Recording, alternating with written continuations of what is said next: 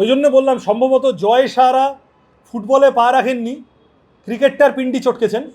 ওই জন্য হয়তো ওনারা বোঝেন না যে ফুটবলের প্রতি ভারতের মানুষের আবেগ ইত্যাদি।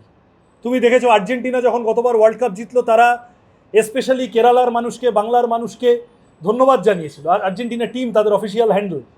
সুতরাং আমাদের দেশে অসংখ্য, শুধু ইস্টবেঙ্গল মোহনবাগান মোহামেডানের তো প্রশ্ন নয়, গোয়া বলো, ব্যাঙ্গালোর বলো, দিল্লি বলো, এই যে কিছুদিন আগে মেসি এসছিলেন, আমাদের রাজ্যে অনুষ্ঠান পণ্ড হয়ে গেছিল, কিন্তু বাকি কতগুলো জায়গায় অত্যন্ত সুন্দরভাবে হয়েছিল এবং হাজার হাজার মানুষ ভিড় করে দেখেছিলেন।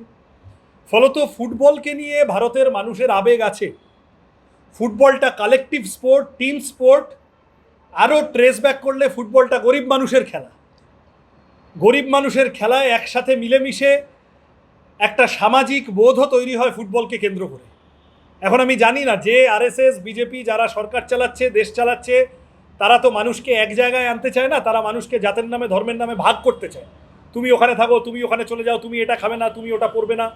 ওই জন্য সবাই মিলে যে খেলাটা খেলে, সেই খেলাটা সম্পর্কে কোনো বাড়তি বিতরাগ আছে কি না জানি না, কিন্তু রিয়েলিটি হচ্ছে যে ফুটবল ওয়ার্ল্ড কাপের এক মাসও বাকি নেই, ভারতের মানুষ জানে না যে তারা কোথায় ফুটবল ওয়ার্ল্ড কাপটা এবছর দেখতে পাবে। আমরা জেনজিদের এই প্রশ্নে এগিয়ে আসার আবেদন করছি।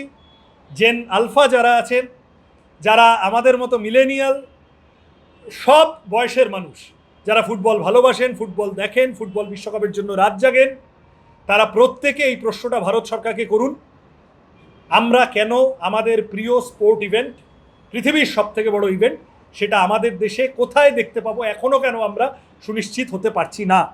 ভারত সরকারকে অবিলম্বে এই প্রশ্নে ব্যবস্থা নিয়ে, আমরা প্রসার ভারতী, ডিডি স্পোর্টস, দূরদর্শন ইত্যাদি বলেছি যে কারণ তাহলে আর অমুক সাবস্ক্রাইব করো, তমুক সাবস্ক্রাইব করে এতদিনের 599 টাকা দিয়ে অমুক জায়গায় দেখো, গরিব মানুষের। আর তার উপর যা দিনকাল পড়েছে, পেট্রোলের দাম গত 10 দিনে বোধহয় 4 বার না 5 বার বাড়লো। এই যে মানুষের সর্বনাশ হতে চলেছে, শিক্ষার সর্বনাশ, চাকরির অভাব, মাইনে পত্তন নেই, সেখানে দাঁড়িয়ে দূরদর্শনের বা এই ধরনের কোনো অ্যাক্সেসিবল টু অল, এই ধরনের কোনো এজেন্সির দায়িত্ব নেওয়া উচিত ফুটবল ওয়ার্ল্ড কাপটা যাতে সহজলভ্য হয়ে সাধারণ মানুষের কাছে পৌঁছায়। প্রসার ভারতীকে, কেন্দ্রীয় সরকারকে দায়িত্ব নিতে হবে।